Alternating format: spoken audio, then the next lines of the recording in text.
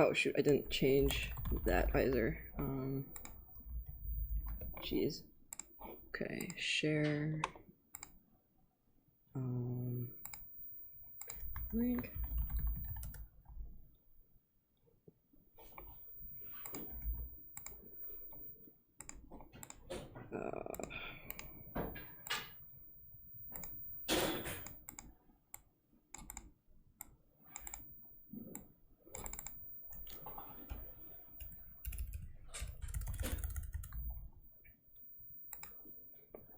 Okay, and then I need to advertise it to one more group.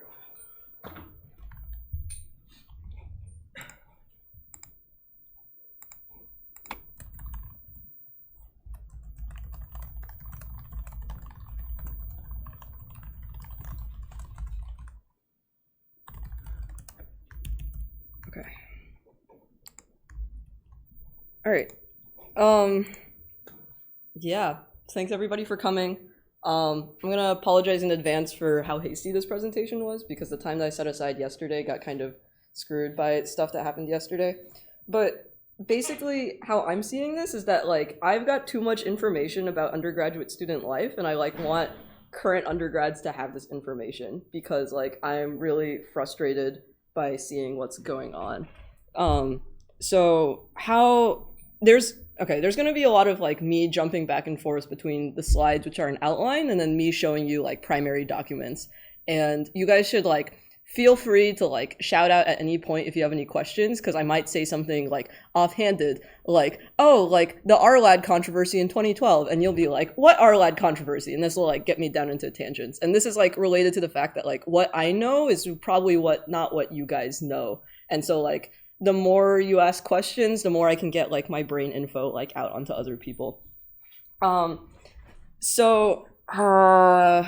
guess like briefly just to kind of like how I don't have slides. What am I doing?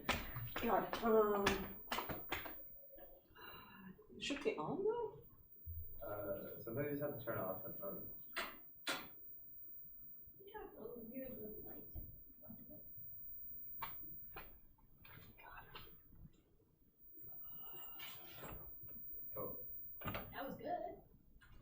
Is there stuff? Yeah, there's no way. Yeah, it's still my screen being projected. It appears. Okay, interesting.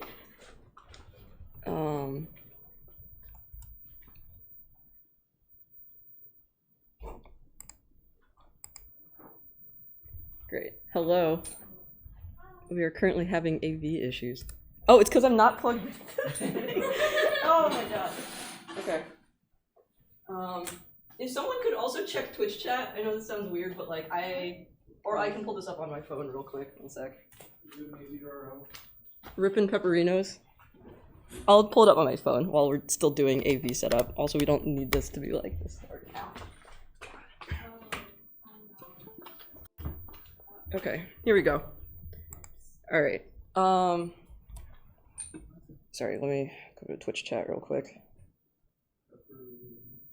Twitch works. Oh my god. Thanks. Oh my god. Great. Let's see chat. Okay. Let's see if anybody's air gaps is the technical term. Okay, whatever. Anyways. Okay. So how I'm seeing this kind of again, please like interrupt me and ask me if you have any questions because I don't know what you guys don't know and I just want to like because as a grad student, I don't want to be involved in this shit anymore. And like, I really just want you guys to have the information to go forward.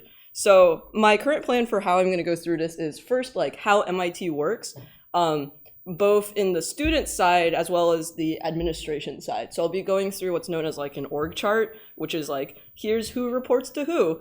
And so usually people just say the administration, like that's a huge thing. Like people think that like admissions is in charge of things, like that's not true at all. Then I'll talk about dining. So this part I know the least about because this happened before my time, but essentially the TLDR is that the meal plan system that people are protesting now was actually protested back in 2010 by a huge group of people. and like they got 2,000 people to sign a petition saying like we don't want the meal plan. The meal plan went through, and that's what we have now. So the stuff that they're saying about like, oh, the meal plan is like $1.6 million in debt, and like we're so sad about this. This has happened before. Like literally the 2008 recession, they were like, oh, the meal plan stuff is in the red. We need to make these changes so that we can have like more funding and stuff like that. Yeah, it's all bullshit. Like cry me a river about that. If there's still like time, or if people want to hear, I can talk about how I got into student government. Yeah. Did you verify that the Twitch thing works? Yeah, everybody's on Twitch. Oh, Okay, yep. So I got the chat up here. So I can talk about my student government history. The TLDR for that is that like I protested a bunch of dorm security changes, found out that like, hey, if you don't go through official channels, nobody takes you seriously. Started going through official channels, found out, hey, if you go through official channels, you make change in very slow ways and it relies on them listening to you. So now, as someone who thinks that the official channels are completely broken, I've moved back into protest, and like it's unclear how helpful this is. But I have a good perspective of the two ways of approaching problems. And then, yeah, I will repeat questions for the stream. Finally, the last bullet point is more of organizing. So different ways that you can do it, such as like student government, and like press campaigns, donation boycotts, and just straight out protests. I'm really disappointed that the riot yesterday didn't turn into an actual riot, but like, I'll talk about the pros and cons of each of these things. Okay, so first off, I can put more stuff on here, but this is just sort of to give you an overview of like what, like obviously this is not the most important things. I ran out of time, but so here's me as an undergrad, and then there's like stuff happening around. Notably, my time is bookended by Bexley closing, and then senior house and new house closing at this time. So this is me as a graduate student. So I think that most of y'all are like, right, 2020 to 2023, like this range, right? So I'm talking about like old shit, you know, and then also the dining protests being like, way back here, whereas like this is my time over here. So there's a ton of like little mini controversies that happen throughout this time period, but just as like a perspective, like I'm here, this is me now, and like I'm talking about shit that back here. The stuff that was like architectural principles that became like how we decide how new Vassar works, that happened here, right, in 2017 October, 2016, 2017 October. Oh shit. So like, yeah, this building, because this building is like 4 years later, and now they can like, everyone has graduated, so they can move on from there. So that's just a quick perspective of where I'm coming from. Okay, time for, do people want the student one or the admin one first? Admin? Okay. So handily, the admin org chart is on this page, orgchart.mit.edu.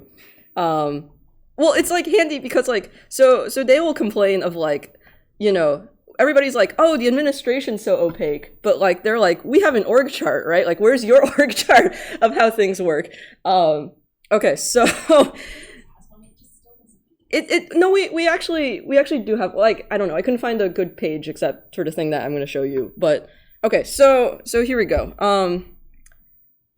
So who do you think's in charge of MIT? You might say that the answer is Raphael Reif, like, right? Like, he sure is at the top of all of this thing. Okay, that's not true. What's really at the top of MIT is literally this shadowy thing called the corporation. This is literally called the corporation, and like, it's really hard to find out what's happening with there. We'll talk about the corporation later, because a lot of the things that people are unhappy about, like senior house closing, the MIT Epstein stuff, is coming from the corporation, because this guy Bob Millard is the chairman of the corporation. He's like on the exec comm, and all of those guys are Reif's boss, right? And then Reif delegates that to everybody underneath him. So we'll talk about the corporation later. Okay, so we see like several branches of this. So on the, let's see, what's the best way to do this? From right to left, this one, it's just like a bunch of like random people. Like Julie Lucas is the head of fundraising, resource development. The general counsel is MIT's like head honcho lawyer. I don't know, like the communications guy is here. So I don't really know what the right-hand side does, but like various HR kind of things. So then when we move to the next column, we've got Israel Ruiz, who is yeeted because of the Epstein crisis, but is nominally the VP and the treasurer. So, you know, handling the books, like if you really want to see where MIT gets its funding from, like he writes a treasurer's report, and you can actually dig in and see kind of broad pictures how much each of our funding is coming from. Underneath him, Tony Sharon is also yeeted. He retired, but he nothing bad happened. He's a nice guy. I've talked to him, but like he's also gone, except like there's rumors that he's substituting in for Israel Ruiz because of Epstein yeeting. This column just seems to be finances, like, you know, campus services, IS&T, HR, like, so that column's like the nuts and bolts of like how MIT runs, like the logistics of how it goes, money and stuff like that. Okay, now as we move, we're starting to get into things that are more relevant to students. So here we have the provost, which is Marty Schmidt. And so he's in charge of, oh, also like if you click on any of these things, like, they'll give you a bio of like who this dude is and like, you know, here's what he wrote to the community and like what his responsibilities are for everything. So yeah, so he's in charge. He's like the highest academic officer of MIT. So is responsible for budgeting and planning. So like you can't get that away, but mainly it's mostly about how the curriculum looks. And like if you see in here, that kind of follows, right? You've got the various deans of all the schools, a whole army of associate provosts, and the director of the libraries, you know, so things that are related to MIT's academic mission. You can see the College of Computing guy in here as well. I don't really know what open learning is other than like we want like more edX. Not OCW because that's MIT's forgotten child at this point. Like they're very much limping along, but like edX is the future, guys. So this is what this one is. I'm also not 100% sure what Maria Zuber does, vice president for research, research administration and policy. So like when the MIT Open Agriculture Initiative got shut down, like she's the person to like say we're shutting this down. I think she was really meeting with fossil-free MIT about like directing more towards climate change research and stuff like that. I don't really know. Yeah. Oversight for MIT's plan for action on climate change. Research integrity and compliance, kind of like, I guess, what the provost is to like the academic curriculum. All right, now we're getting into the fun part, which is this column here. Okay, this column here, when most people say the administration, they mean this part, you know? The chancellor, Cindy Barnhart, the vice chancellor, which is a new role created in like 2017, 2018, and then Susie Nelson. So these are your favorite boyos, and then like going through Rife. But it's important to see that like the administration is way more than just like the student life portion. It's like this whole apparatus thing. All right, let's start digging into the nitty-gritty.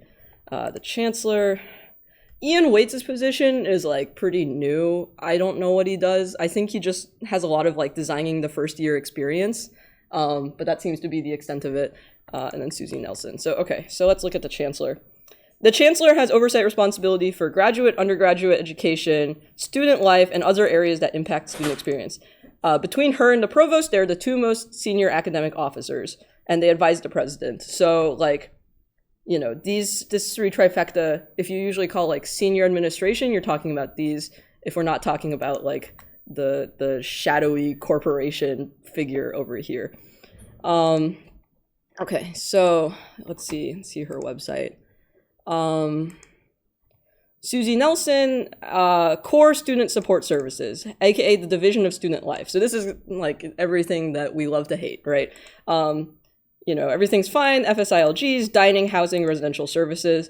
Also has stuff like DAPER, like the athletics department, but like they seem to be relatively controversial free.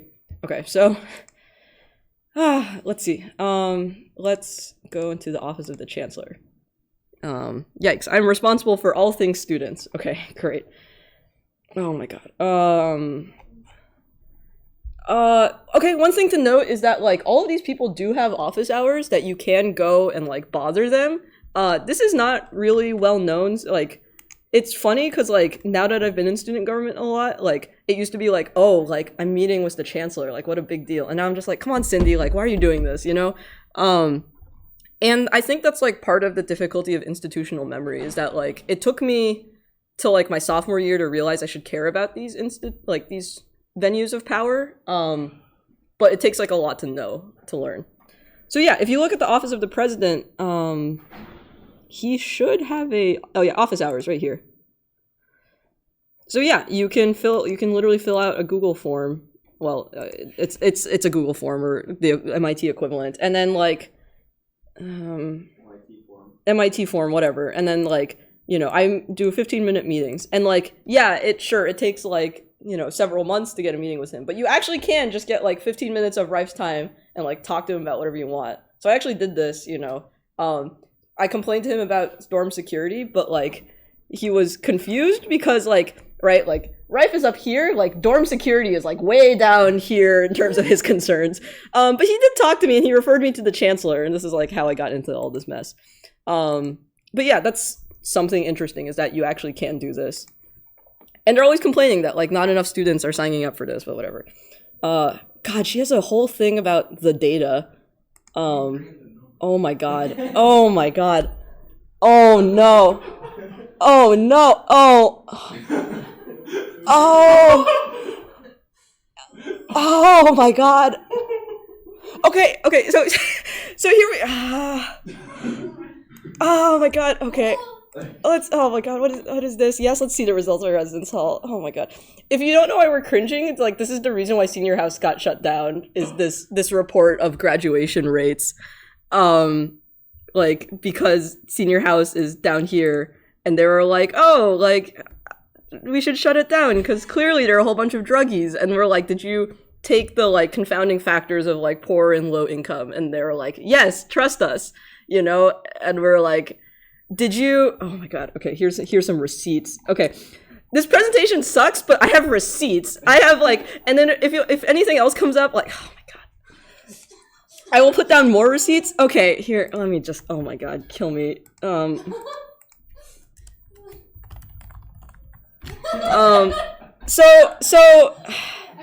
So literally, like, if you like look at this, So there was a concerned parent who was like, hey, there was this Healthy Mind survey that in 2015 that people took, and then justifying it by mentioning survey data concerning mental health and substance use, blah, blah, blah. Okay, man, I don't know how much I should badmouth people on this, but like, Jag Patel, man, can I find Jag's thing on the office of the president?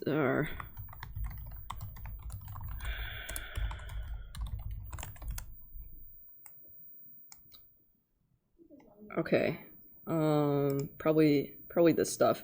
So like, oh, she's got a small team. I thought it was bigger. So one thing to note is that like, if we look at this, right, like we only see individual people under here, but there's like a whole army of stuff underneath each one.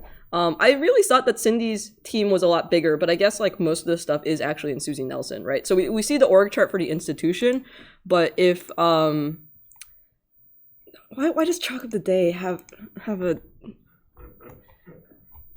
What? Do they not have a This Is Fine one? Oh my god. Oh my god. DSL org chart, right? So like,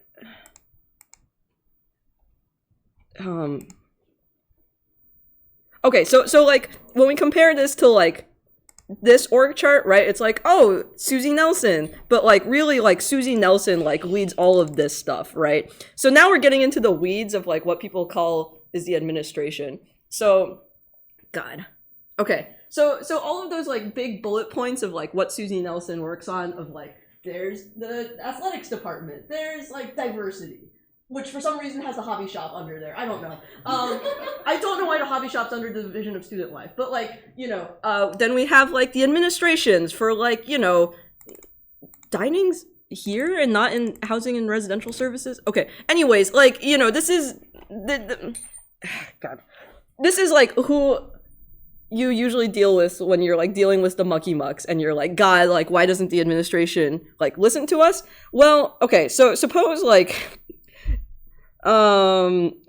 you're like complaining about why the rent is increasing by 60%. So you bother David Friedrich and you're like, David Friedrich, like, why are you charging us this much? And he's like, I don't know, my boss told me. And that's Susie Nelson. And Susie Nelson's like, I don't know, my boss told me. And then it just keeps going up, right? And then so like, no one takes responsibility. Like, there's this concept called street level bureaucrats where it's like the ones who are actually enforcing these like high level policy visions are like these like poor souls who are in this layer. Like this one doesn't, he's the senior associate dean of housing and residential services. This isn't even including like probably the secretaries that he has or like the individual people who are like the facilities workers. It definitely doesn't include the Allied Barton like contracting employees who are like forced to like do the security stuff. And then when like me say like, why does the security system suck? They're like, look, I get paid like minimum wage to sit here, right? And like, it's not fair to them, but it's also like not fair to us that we have to like deal with this organization. So, Peter Cummings has been the one who has been like crying a river over the fact, like, oh, I'll just pull up the tech articles. .com. Peter Cummings has been the one who has been like crying a river about like the state of dining.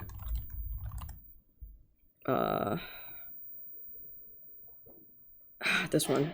Oh, and Mark Hayes. Who's Mark Hayes? God, wait. Oh, I have to get to talk about the corporation eventually. Peter Hayes, or Mark Hayes. Mark Hayes isn't even on here, right? He's probably like somewhere in this thing, right? Of like, huh? So, I mean, it just says like, here's the other tech articles he wrote.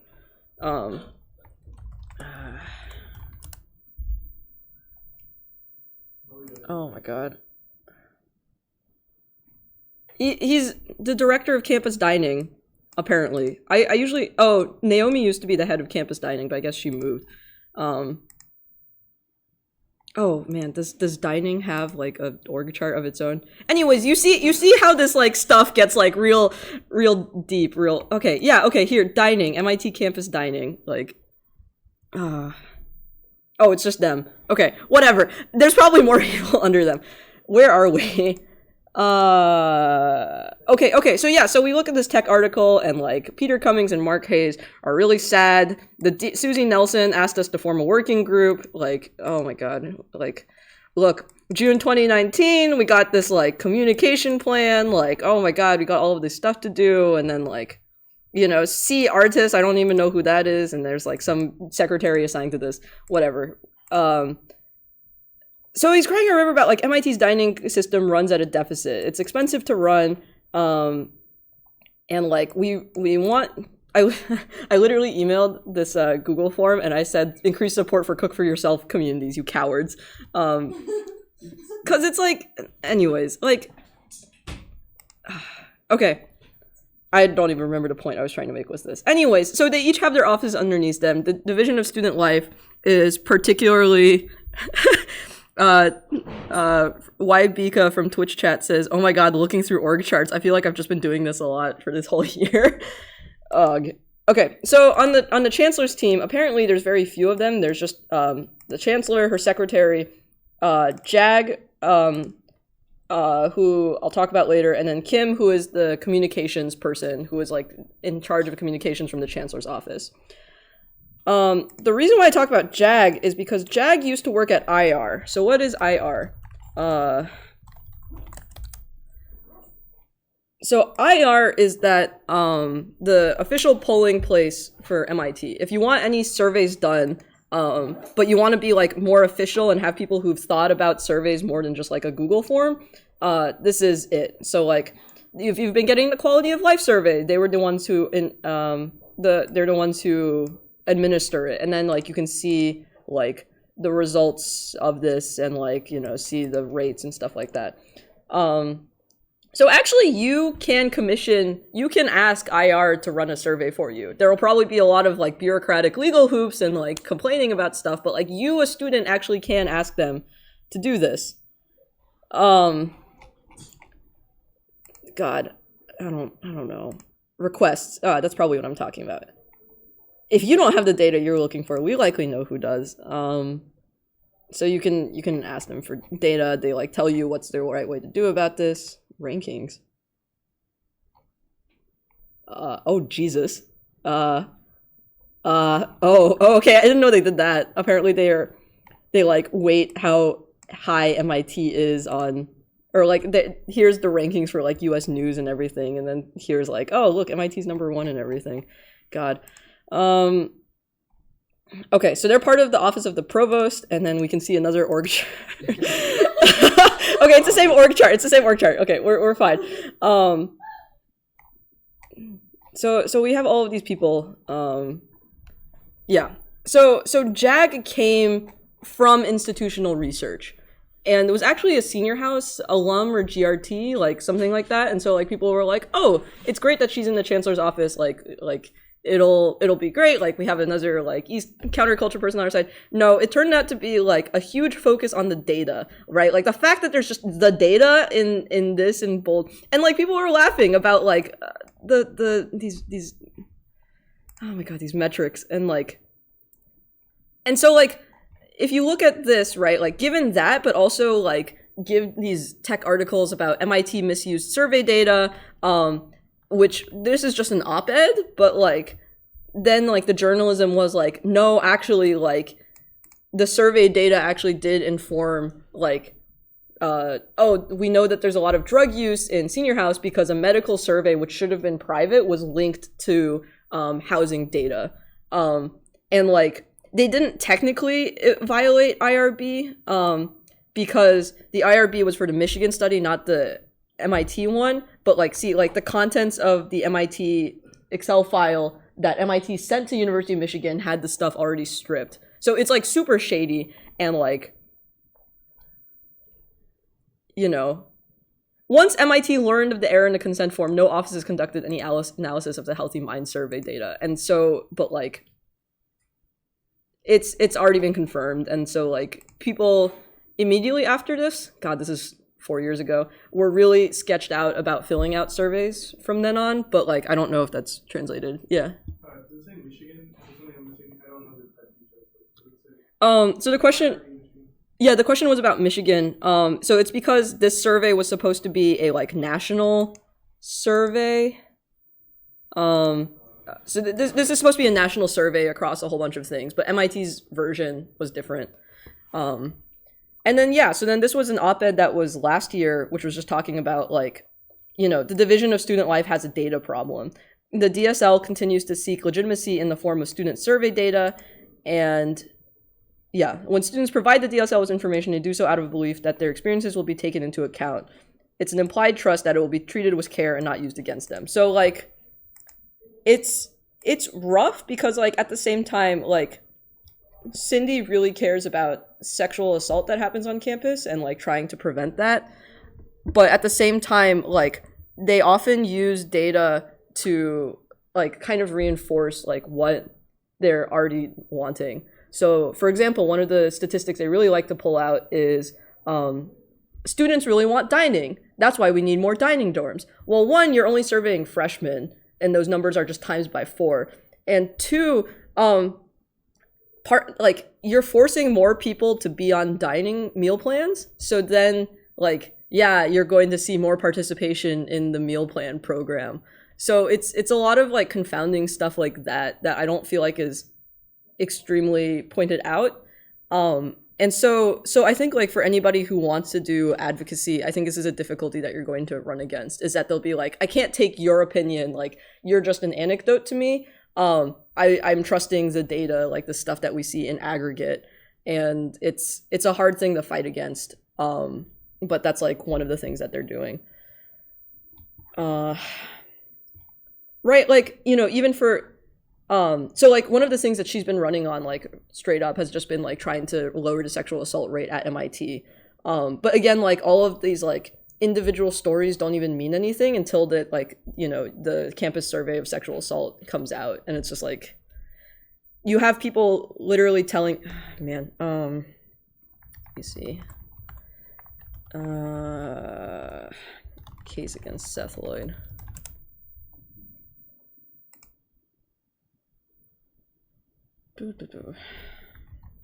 And then I think I'm looking for Appendix D. Appendix 4? Oh.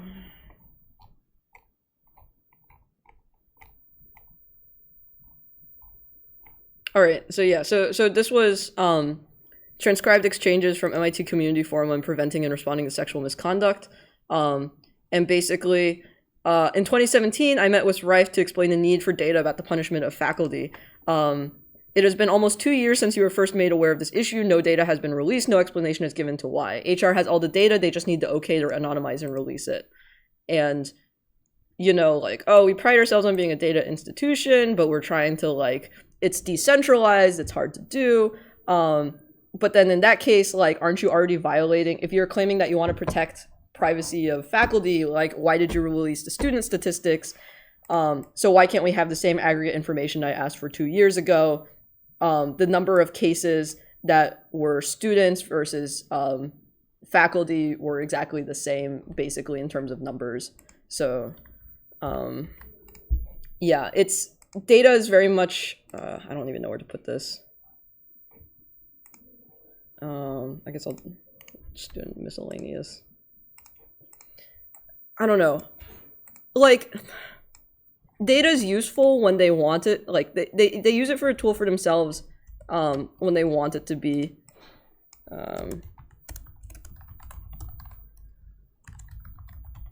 Appendix 2. Or, which one was it? 3? Okay. About,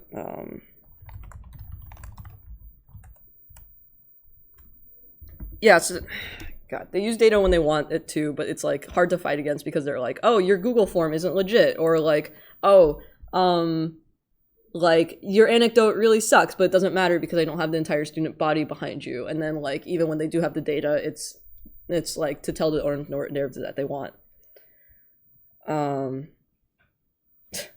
Oh man, yeah, I was so upset by when this happened about, like, the Healthy Mind survey being misused. My understanding is that they also only after that survey incident finally hired a sociologist PhD trained in methods. So no clue if it actually changed institutional practices. Okay, let's see. What else? Does anyone have any questions about, like, this DSL side of things? Yeah, I mean, I don't really know. Like I said, I have too much information and I, like, want to get this out of my head, basically. Yeah. Okay, let's talk about the corporation.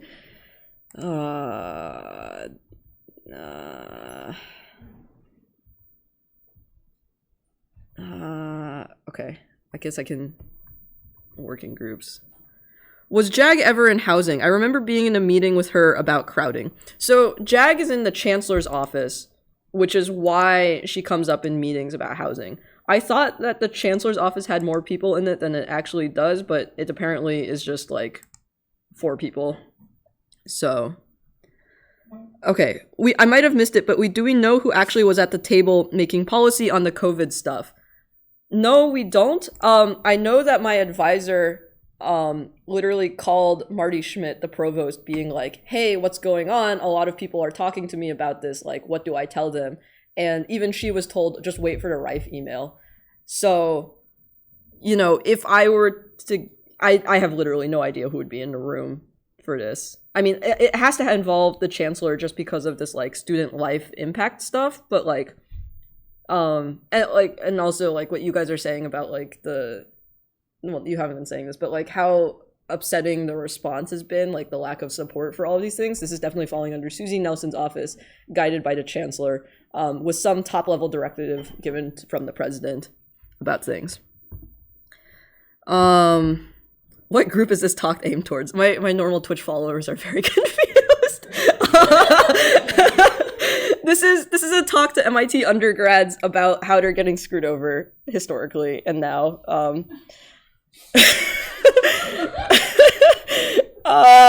Okay, the corporation. Time to learn about shadowy workings of the corporation.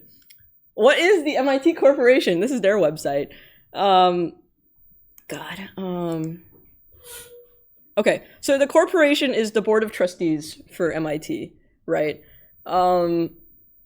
It is literally, I mean, this is not for MIT people only, but it's just like, it might not be as interesting to you if you're not an MIT person.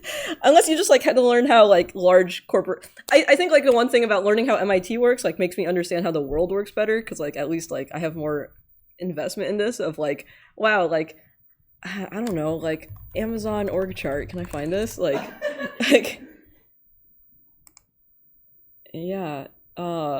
Look, there's Jeff Bezos, and then he's got a whole bunch of like CEOs and senior vice presidents.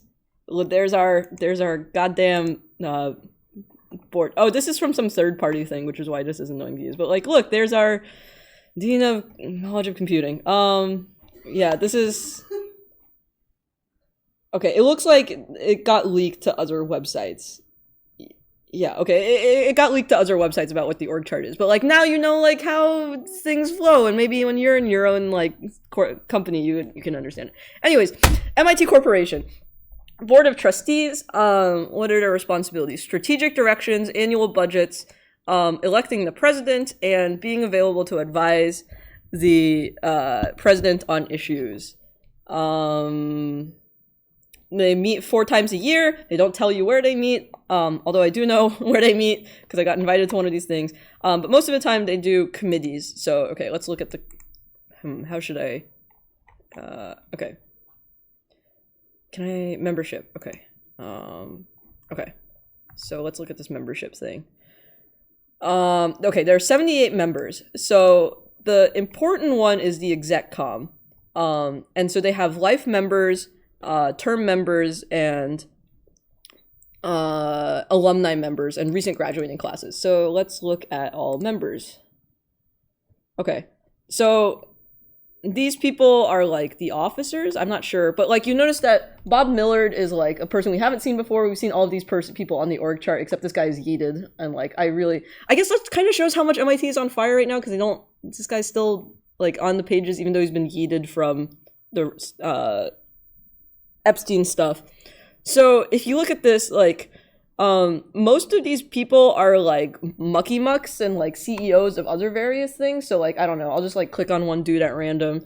Co-founding and management partner of some like investment firm, right? This describes most of the people on here. They're just like big important people. There's no election process for this. They're just the corporation is like, there's this guy, that's cool, he's cool, yeah, like yeah, let's bring him in, and like then they become the board of trustees. How many? Huh? Is Noam Chomsky on the corporation? No, hell no. Like, really? I mean, old guys. I don't know. No. NC. Never mind. Yeah, Chomsky is definitely not on the corporation. Leslie Dewan is still there. It might be a recent grad thing. No, okay. Founding member. So you like serve some kind of like 5-year term unless you're like an old dude. And so here's like Massey, like the guy that Massey's named after is also some investment banker guy. Okay, so important things is that most of these people are just like mucky mucks of things, but you'll notice that some people look really young. Okay, here's more people, and like there's life members. I guess they like have their terms. Really? Okay. Well, then we'll talk about chairs of the corporation later. So you'll notice that some people look really young. In fact, this was like the senior house vice president, right? Or senior house president during the time when senior house got canceled. And that's because like out of this group of like 70 people, the 5 most recent graduating classes get to elect someone to be on there. So Sarah Melvin won the last year's one, or 2 years ago, whatever. And so now she's on here. Granted, she's only like 1 out of 80 people, but like she is here. She does have a voice on things. This is like one of the few things that we actually have power to access the corporation from. However, most of the corporation's work, is done through committees. Okay. So Okay, so the majority, apparently Leslie Dewan led a failed nuclear reactor startup, which was what the chat was interested in. So most of how you would interact with the corporation is through these visiting committees, which is that every like 2 or 3 years they talk about this. Okay, every 2 or 3 years, every department gets a visit from the visiting committee. And it's a big thing because like these are like the real head honchos of MIT. So all the departments are like frantically like, let's get a group of postdocs, grad students, undergrads together. Like, let's have them talk to the visiting committee, and then we'll like beg them for like, look how up and to the right we're going. Please give us more money, because that's what they're doing. It's interestingly not every. It's every department plus some more. So like libraries has one. The Department of Athletics has one. Sponsored research, which like the last time I looked over this with somebody was like, what the hell does that mean? I don't know what sponsored research means. But like then you can see everybody who's on here. So out of those 80 members, like they only meet as a group 4 times a year. So the 80 members get distributed into like these various visiting committees, and then they like go and like check up on how places are doing. There's some other ones, so like CJAC, which is an institute committee, which I can talk about. I'll just put a pin on this. But you notice that there's 6 students on here. So like there's the president of the UA, the president of the GSC, two undergrads elected, and then 2 graduate students elected. What this really means is that you put your name in the hat and like the UA can choose you or not. Most people don't know about institute committees, so like the people who join this are like really committed to it. This is probably one of the most effective ways because like you actually talk to corporation members. So if any of people are from EC, like Tesla is one of the CJAC members and is like doing a lot of work to push this out. The real power comes from, I guess like probably this investment management company is probably pretty important too. Because these are the people who are deciding like how to manage MIT's assets as well as how to develop the Kendall Square area and stuff like that. Yeah, Matimko, who's on here? Okay, I don't know any of these names. Anyways, for what it's worth, sponsored research means many companies sponsor research by providing funds to support a research project of mutual interest. So like, I don't understand how you can have a sponsored research group as well as like, isn't sponsored research kind of tucked into all of these other, why do we have social sciences, which is different? I didn't know they split it at this level. But there's no arts. Interesting. Okay. Okay, executive committee. These 7 members, like, these 8 people plus Bob Millard are like the real head honchos. So they set the agenda for all of the meetings, and they're like what is actually like, there's the shadowy corporation and this is the shadowy exec com on top of it. And so I've talked to a lot of people who are like big wonks about this, and where is the chair page? All right, so the exec com sets the agenda, and then you have the chair of the corporation who is who's what's leading from there. So if you look at these earlier names, you'll notice that some of them are familiar, like Stratton, Compton, Bush, Killian. This is because like at this time, Johnson, and Gray, at this time, the president was the head of the corporation. So you get this, or former presidents were chosen as the head of the corporation. So like you would have this like trickle effect of like, we don't have a faculty senate. This is unusual among universities.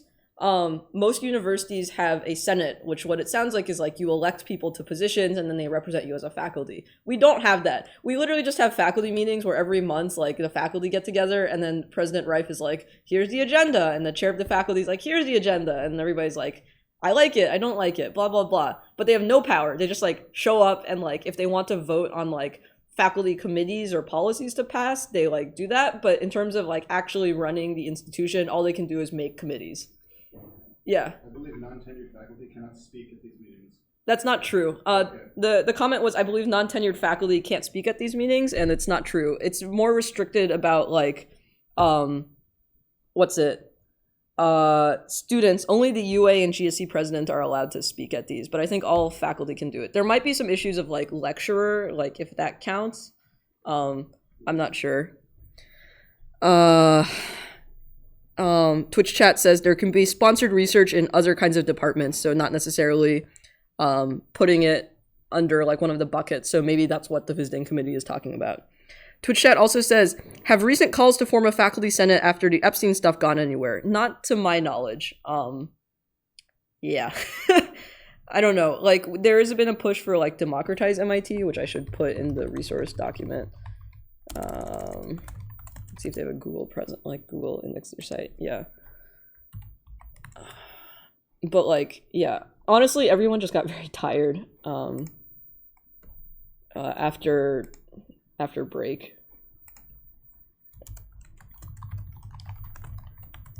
2020. Okay.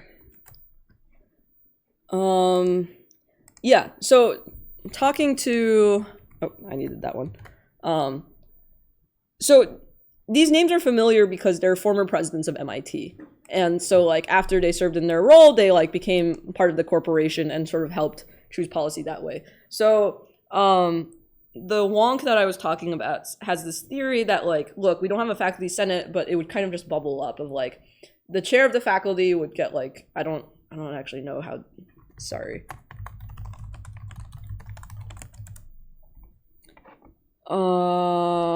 How is MIT faculty governance? Okay, there are 3 elected officers. Okay. So these people are actually elected, and they are the people who run the faculty meetings. And God, I'll go back to Twitch chat later. So you would have it like there's no faculty senate, but you'd have people like bubble up and become like the faculty chair. And then like through this process, like people would volunteer. I don't even know what the process of selecting a president was. And then like after you've got this president, like kind of bubbles up, and then like you have the chair of the corporation. So MIT would have this like incestuous but like MIT community relationship to how the corporation has been decided. However, like starting with Darbeloff, this starts to be less and less of the case. Darbeloff is the founder of Teradyne. Saxon was not an MIT president, but was the head of the UT system, the president of the UT system, and was an MIT graduate. So then we get into the recent years of 2010 to now. Okay, so John Reed is the head of Citigroup and was the guy who like created the idea of the ATM, like, and is coming from that sort of like investment banking world. Bob Millard doesn't have where he was, but he was the head of one of the heads of Lehman Brothers, and bailed out like right before it crashed.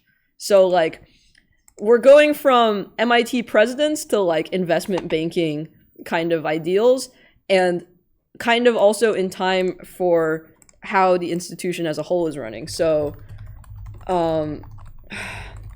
if you've noticed like this was the start of the tent parties.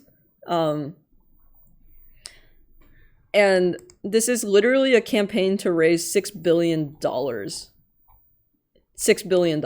It was originally $5 billion, but they hit that goal too fast, so they upped it by another $1 billion.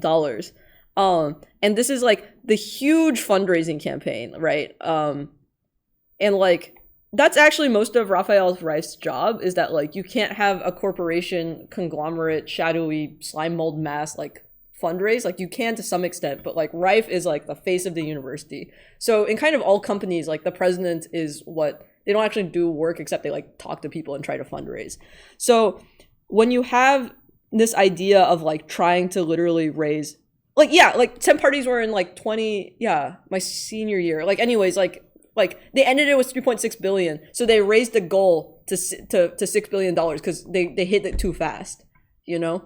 And so like when you're in this investment banking mentality, right, then like it starts to be getting money for money's sake, right? And like less about sort of like an MIT spirit. I'm not sure how much I believe about like what this MIT spirit is, but like I can buy that like having more investment banking and like stuff determining this agenda is bad. All right, Twitch chat. Yeah. Yeah, faculty, including untenured ones, can speak at faculty meetings. Yep. Okay.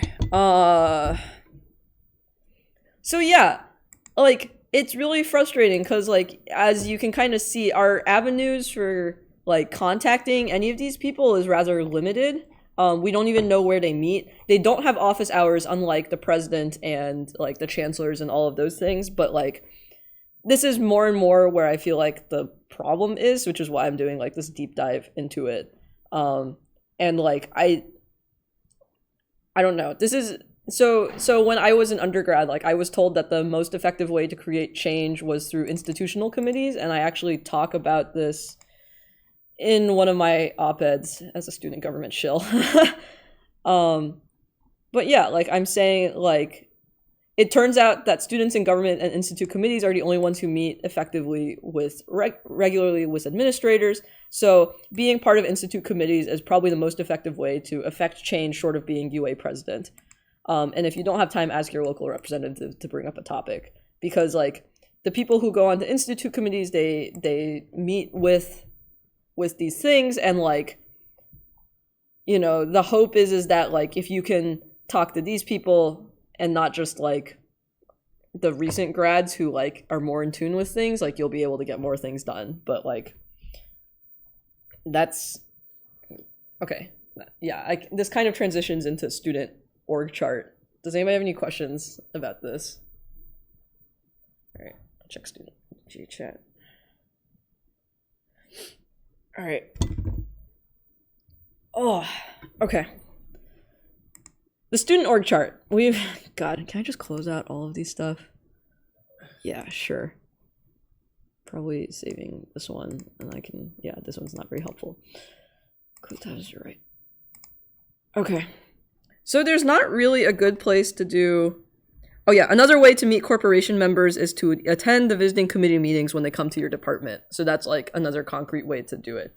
One of my friends who's on the corporation was like, man, like we want to know what's going wrong, but everybody, whenever we talk to them, is like, everything's fine, give us more money. And so we're like, okay, we'll give you more money. And then they keep on going towards that money direction. I'm skeptical about it because like a lot of things seem to just be growth for growth's sake, in terms of the fundraising. Like literally you just kicked up the fundraising to $6 billion because why not? But anyways, okay. There's no really good one resource to talk about how student government works, which is like why the administration will be like, how am I supposed to know what the students are saying? Y'all are a big amorphous blob, the same criticism that we have for them. And yeah, sure enough, like this was a document that I was involved in when I was in student government, which is about when Susie Nelson came in 2017, we wrote her a guide of like, here's what you need to know about MIT student life. We also wrote her this, which if you're familiar to, this is the East Side, is a similar thing of like, we asked people to write letters to Susie Nelson, and we compiled them into a blog. Some of them are protected because some people wanted it to be anonymous, but like, it's like this is the East Side, but for Susie Nelson in particular. And it's pretty sad.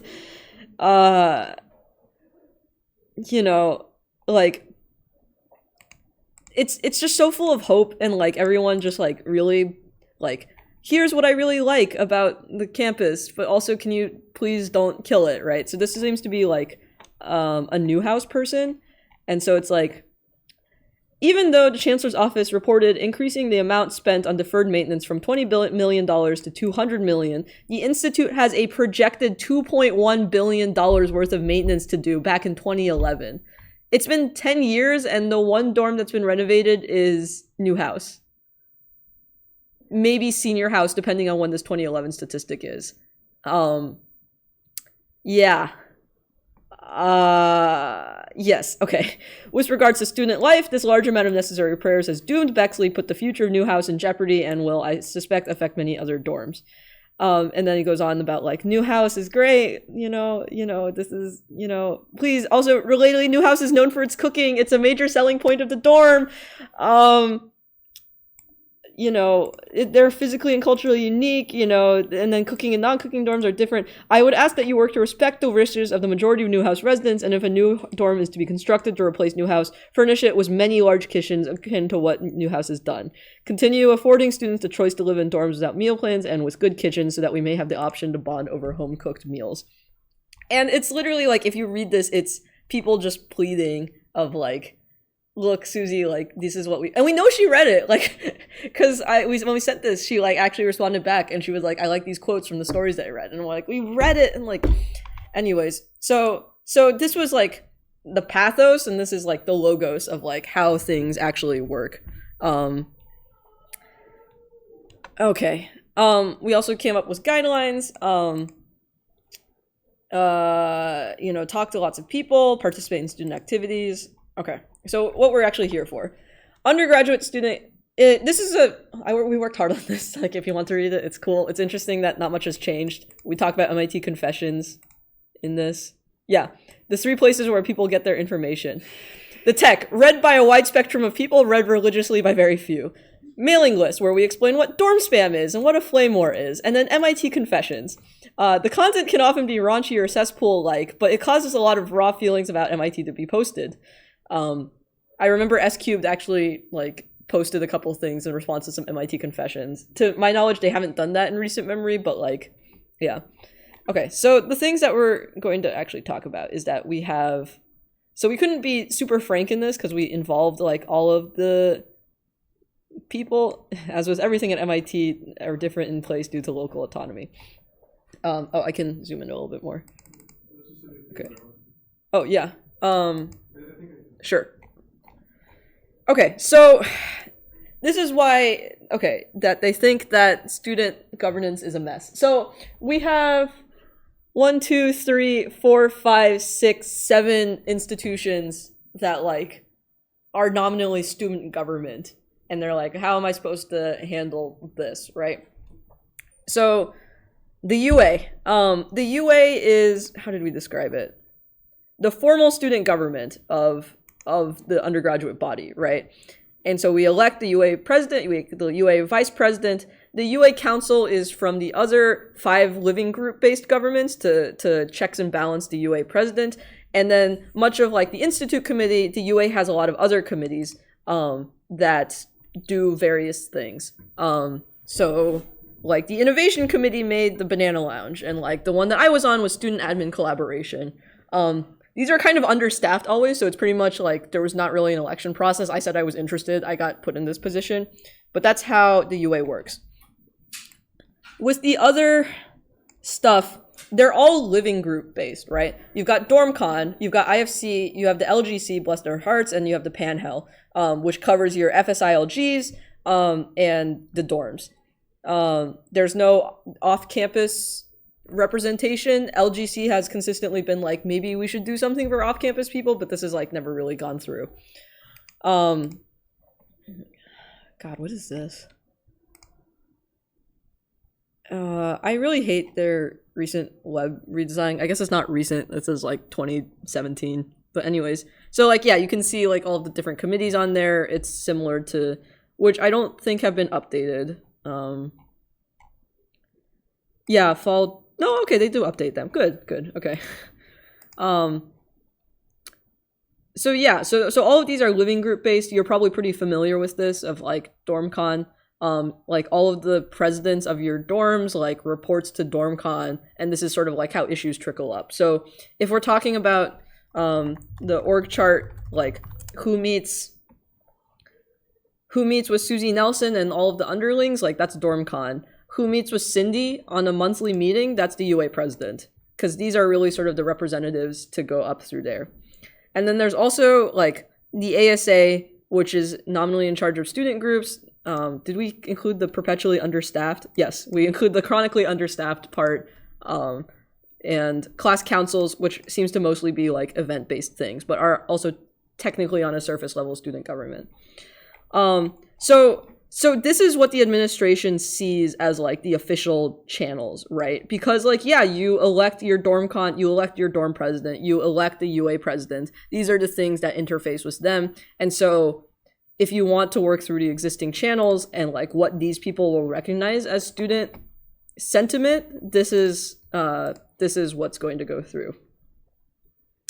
It's sort of, I belabor this point because everybody really likes to just be like, oh, the UA doesn't do anything, or like, what does DormCon even do, right? But like, this is what the administration recognizes as official student channels. All right, any questions about this part? Okay.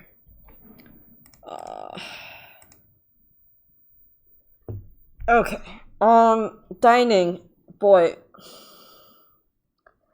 I think the best way to talk about dining is this part. So this is the dining petition back in 2010, which was to protest what we currently have. Okay, so this is in 2010. I remember the petition would like break my computer. We have, okay, so like all things, there was God, let me do some tech digging real quick.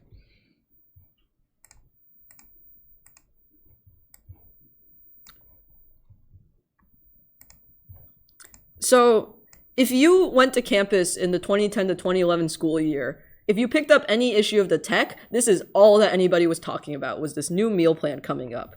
And like, it's hard to find like a single article that describes it because everybody's like really upset about this. So few topics caused as much tension in campus on 2010 as the ever-changing house dining plan. In March 2010, they had HDAG, the House Dining Advisory Group, hoping to eliminate the $600,000 deficit from house dining, which they clearly haven't done considering like, where's my Peter Cummings article? God damn, this looks really bad. I'm looking at this, it's even worse. Oh, God.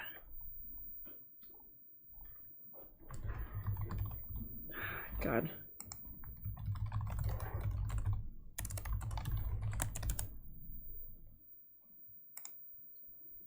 Here we go. So the Peter Cummings article was talking about 1.6 million, which I don't think I can find. Let me see.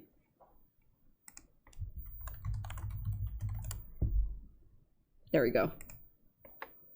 Oh, this was 7 days ago. Where did this come from? Oh, okay, that was the article that got me pissed enough to run this whole thing.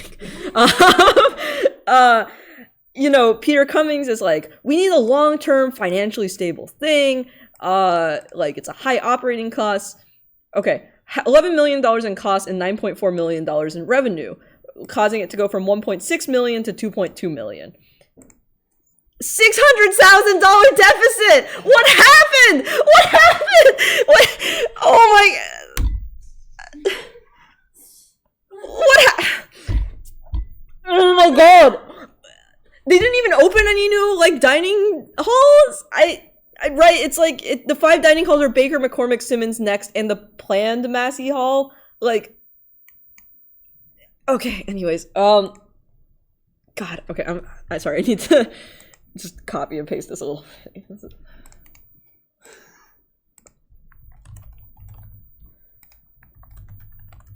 What was it? $600K deficit. 2020. Let's delete this.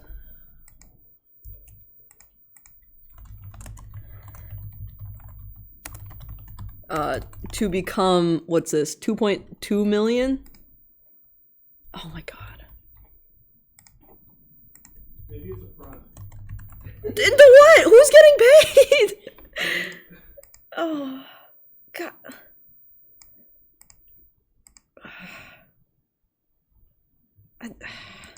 Okay.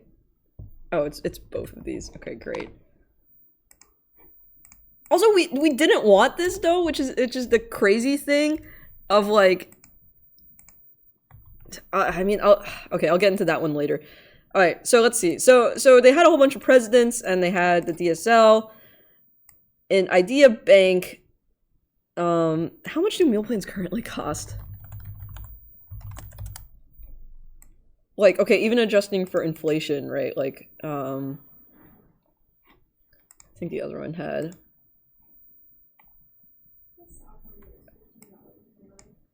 Yeah. Okay, the cost for the 10, 12, or 14 meals option, which, oh wait, this is graduate students. Why would it, okay, here we go. Wait, did they not, is there only any 19 now? Wait, I haven't, They expanded it. There's like dining dollars now or something. like, you can only eat 190 times, like, does this mean that you can only eat 190 times, like, a semester? Yeah. What a weird... Okay, anyways, back in my day, it was more sane, and they told you how many meals per week they expected you to eat. Notably, there's no 19 meal option, and it's like 14 meals, it's 3,800, which is cheap, which is more expensive. I don't understand what this means. God, I don't. The one in 2010 was the third year, and the one down for semester. Oh shit. Okay. Okay, man, I didn't even realize, like, looking at this, that they didn't even have the 19 meals option. Okay, so anyways, so this happens in March 2010, and then, like, people are getting upset. They have surveys, like, the UA has a survey, it's got 655 people. Out of 222 people who lived in the dining dorm, only 98 said that they knew what was going to happen, and of those 98, only 8 supported the new dining plan. Okay, so Next House Kid had a petition. There was an emergency meeting. They got the chancellor at the time, and they were like, okay, so this is wild. So, like, the UA representative resigned because they were very frustrated. HDAG has a sense of paternalism and feels it's their job to regulate and ensure what's going on. And then the president of Baker House also resigned from this committee because it has regularly dismissed my opinion to the point where I've been unable to contribute to any positive change for Baker residents. So, like, it's literally like, you know, like, oh my god. So literally, like, it's this back and forth between, like, the administration and, like, you know, like, other people, like, complaining about it, and then, okay, say no.mit.edu becomes the biggest one, and then people protest. The protests are kind of underattended, and then it dies down in January. So, but this one still has, like, you know, 2,500 signatures, if I can find.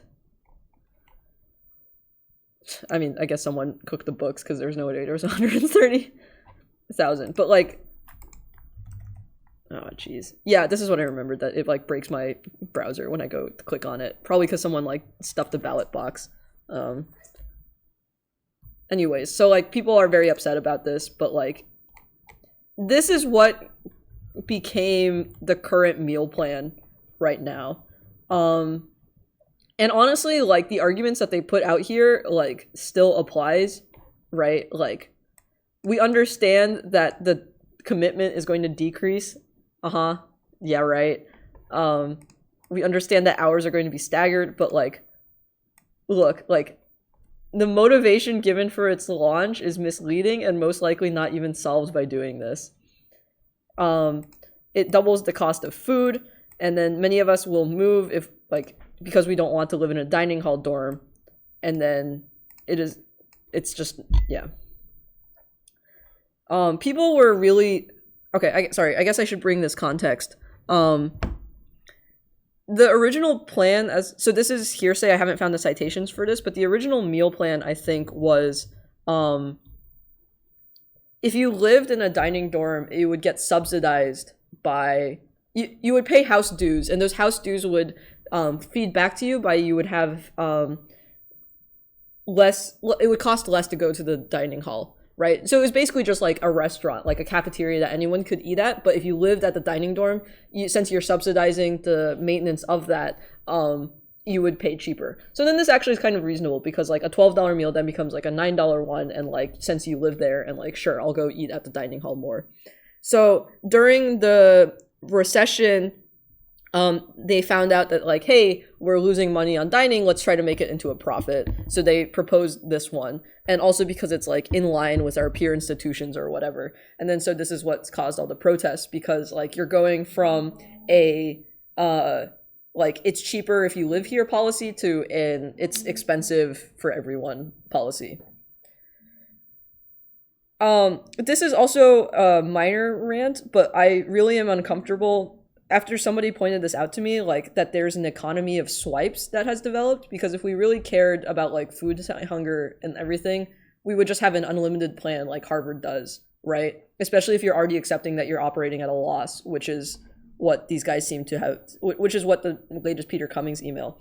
But instead, like you're forcing other undergrads to donate their swipes to hungry other students when like this whole thing is a economy created by your own doing, right? And you also limit the amount of swipes that you can donate. Like the fact that like I see emails from undergrads being like, you know, it's the end of semester and I have 50 swipes, like come and help me like use this up. And like also knowing that there's enough undergraduates who are starving enough to be like, hey, like donate your swipes. Like there's something really messed up about that.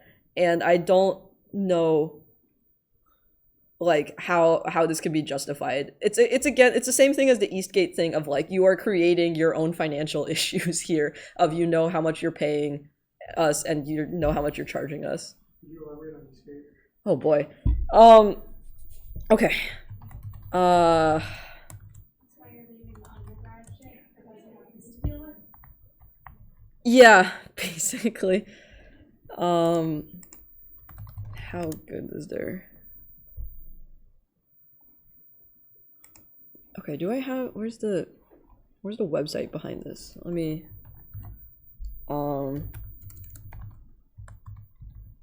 email. It's almost impossible to find just by Googling. yeah, I'm trying to there we go. Okay. Let me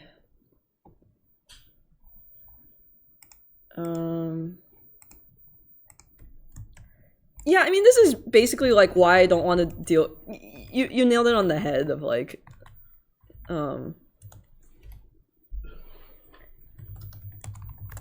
yeah, I'll check the email. Cause I thought they talked about here we go.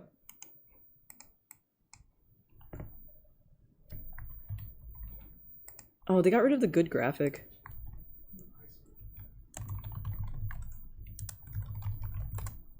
Also, like the whole MIT Epstein thing, like I want to protest that and not deal about undergrad stuff. Because also, it's like, what am I supposed to do? Like, we're already having like discussions about like whether grad students count as cruft or not, you know, and like it's weird for me to be in undergrad spaces, and I don't want to be in undergrad spaces, and like it's also weird for me to be advocating for like undergraduate rights. So again, info dump.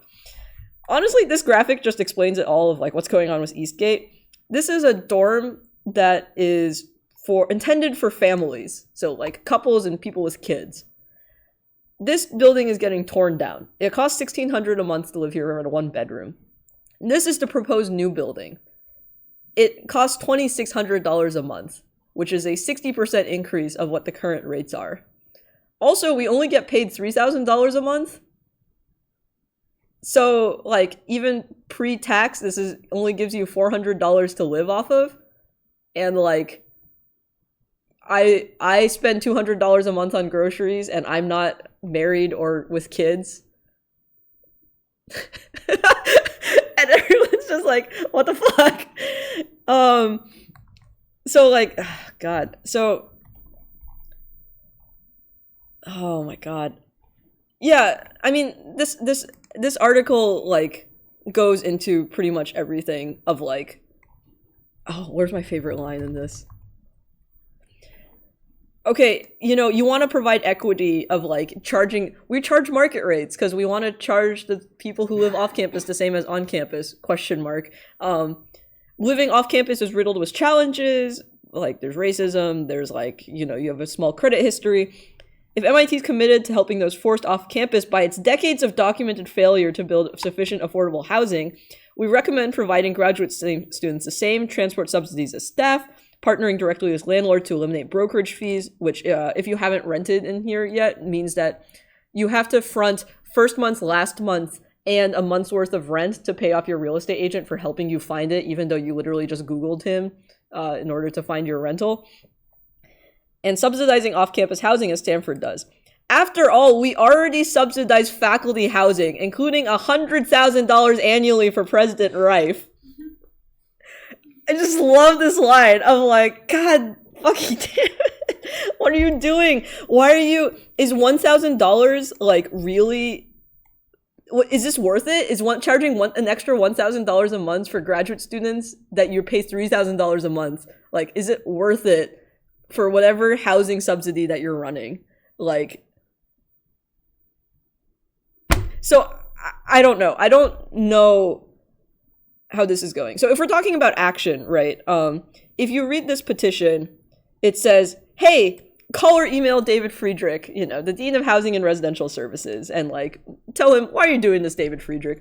But as we like saw on all those org charts, like David Friedrich is very low on the ladder. So they've updated their call-in campaign over time of like, literally like who to go and bug, and now we only dealing with head honchos now. We're talking about Susie Nelson with Cindy Barnhart, Raphael Reif. Still do not have access to the corporation because we don't know how to get to them, which is unfortunate. And like any ways that we can think about like how to actually reach them is like would be amazing. Because this is the problem, because it's like it's all this like top down direction coming onto us. Yeah, I was protesting with them, or not a protest because we didn't have the apparently you have to get protests approved, which is how we end up getting, like when we picketed Seth Lloyd's class, we had like 10 people protesting and we had 5 cops there. They were live streaming the lecture in a different room so students didn't have to walk by us.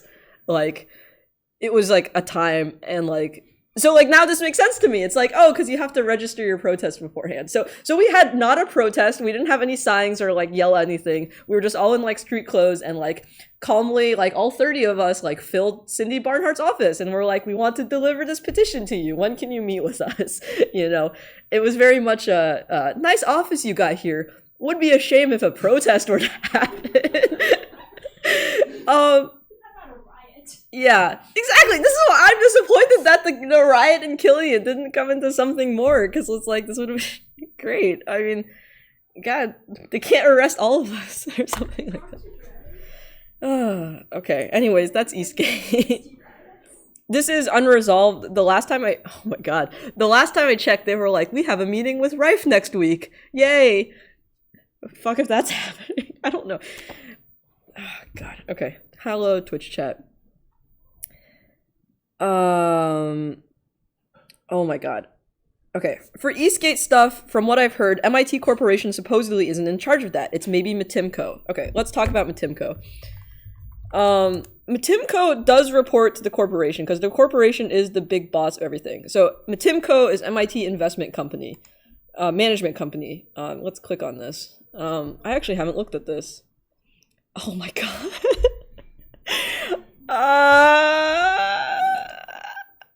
I'm gonna put this in our official. Oh my God, I hate this. Our job is to make money. Our outstanding long-term. So Matimco's existed for a while because, like, you know, we have an endowment and like somebody needs to manage it, and that's their job, right? And real estate is an investment, so that's also their job, right? I don't know. What is your favorite books, Matimco? God, I don't. Oh my God, what? Oh my God, what is this?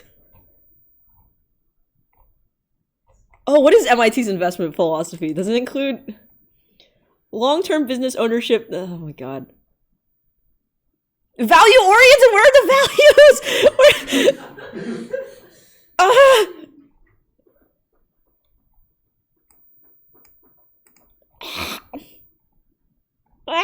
They obviously mean money by value. Yeah.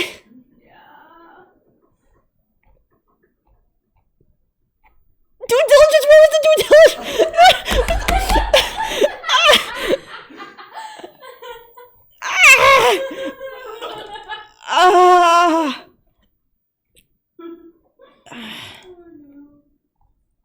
No, I don't want to. Okay, anyways, I don't want to read your reading. Oh my god. Okay, here we go. More about the Cambridge real estate team. Maintaining and improving the quality of the innovation environment. What the hell? Like, anyways, real estate is an investment, so that's why this falls under Matimco. Who are you? Anyways, like. Okay, I'm glad I did this deep dive. It took like an hour, but I'm glad I did the deep dive into like the corporation because like now you guys know where I'm coming from with this. They want a fancy building on campus and they're using grad students to pay for it. $1,000 okay, charging $1,000 a month per grad student is not funding Kendall Square development. Like straight up. I mean, anyways. Oh, interesting. I didn't know. Okay, so Matimco is fairly recent. I guess like 16 years recent. But they split off Matimco from the investment committee. So this used to be like the same corporation members and now it's different. It's comprised of corporation members and alumni with investment experience. So I guess there's people on Matimco who aren't on the corporation.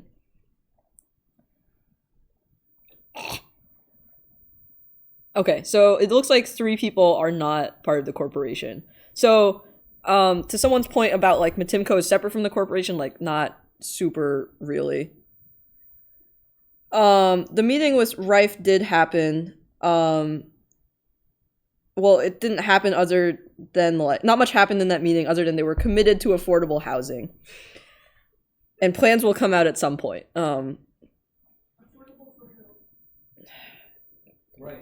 Rife, if considering it's subsidized by $100,000. Reporting structure to MIT leadership. Okay, if you can find the org chart of Matimco, its reporting structure is interesting.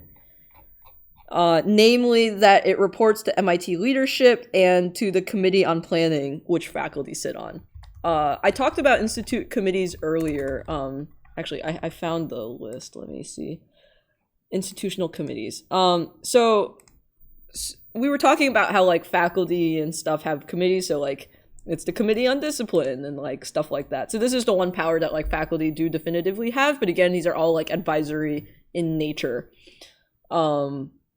Except for ones that are like more explicit, like Committee on Discipline. So let's see this planning one. I don't know if it's renovation and space planning. This seems like this. Oh, we'll see if it loads. Or campus planning. Okay. Okay, this one doesn't have a website, but it's the MIT building committee. They didn't even bother to Control F change it. Anyways. Committee on okay, this is specifically renovating. Okay. Not that one. See my link above. Matimco is so key in this angle structurally. I don't see your link on here. Okay, let me go through the other Twitch chat stuff. Israel Ruiz did not get to stay. They just haven't updated the websites to reflect that he got yeeted. What's even the point of graduate housing if it's not affordable on graduate salaries? Good question. Oh, do I not? I see what it is. My, I can't see links on my phone. Okay, so we got to Matimco, and then here's the faculty governance one, and then the membership of the faculty governance. Okay, Committee on Campus Planning. Okay. Okay. And the comment was that there's good allies on this committee. So, I mean, like, yeah. I mean, unfortunately, like, all faculty committees are advisory, right? Because you get faculty perspectives, you get a couple of undergrads and grad students.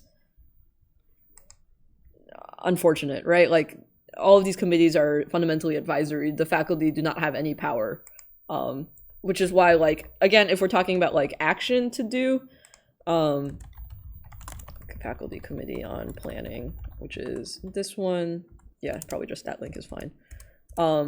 Which is like, if you can get faculty and staff like on your side for things, like pushing in multiple fronts is very effective, but also it's like working through these very convoluted slow channels. I literally took an hour to explain what the org chart was. Like how, anyways, okay. Let's see, there was some more posts. Are our newly graduated alumni on the corporation helping us reach corporation members? So like I said, I have some friends who are on the corporation, and I talked to them about this. It's really unclear to me how much of what I complain to them actually gets through to the top. So I mean, you should definitely talk to them because it's better than nothing. But like, it's unclear how much power they have, especially compared to the executive corporation. I don't know if you were planning to cover CSL meetings on smoking in dorms, which is not that big of a deal compared to this stuff, but is another case where students invested a sort of unreasonable amount of energy collecting data and presenting their case only to be steamrolled, and I have notes from these meetings. So, okay. Institute committees, faculty committees, where is that? So there is a faculty committee of student life, which is here. In the membership. So essentially it's just like how the committee on planning is kind of the point person for what the planning stuff of should be and advising in that role. Committee on student life is kind of advising to the dean for student life. And so again, if you look at the membership, like a whole bunch of faculty, a whole bunch more students. Oh, okay. One of my old UROPs is on here. Yeah, whole bunch of other students, and then like serve in this capacity.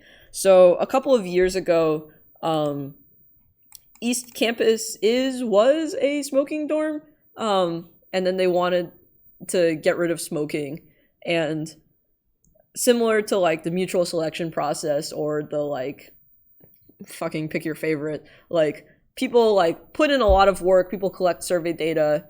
The dining plan from like 2010, and like all of this, you present all of this during the middle of a busy school year, and it's just kind of like, psh, like we're just gonna do what we wanted to originally. A lot of this is frustrating to me because my personal story was the architectural principles behind New Vassar, where we said explicitly we want this to be a non-dining dorm, or like we want options between non-dining and dining. We presented a lot of cases. On March 2017, they were just like, it's going to be a dining dorm. And now they're saying like, Burton Connor's like, hey, we don't want to have a meal plan dorm. We want to have a cook for yourself dorm. And they were like, oh, well, it's too bad. The building's set in stone now. And we didn't have kitchens because there's not enough beds. There's not enough space for there to be kitchens. And I'm like, this is literally a direct lie. And Peter Cummings is complaining about his $2.2 million deficit. And I'm like, we didn't want this in the first place. God, where's this line? BC Treasurer stated that he and many other residents are actively avoiding dorms with dining halls because they don't want to be coerced into the larger meal plan. He wrote that the mandatory meal plan might prevent BC residents from moving to dorms whose culture they fit well with. This is the exact thing that 2010 was saying already, that this was going to affect where people want to live. However, where is it? God. Is it not in this kitchen? It's probably in one of these other 3 articles that made me so pissed. Meal plan working group, that's probably it.